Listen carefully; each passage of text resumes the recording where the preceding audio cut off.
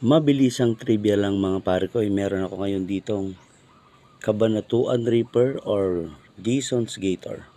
Yan, tinawag itong Jason's Gator kasi krinos ito ni Ninong Jason Cosico ng Cabanatuan. So ayun, dun nakuha yung pangalan niyang Cabanatuan Reaper.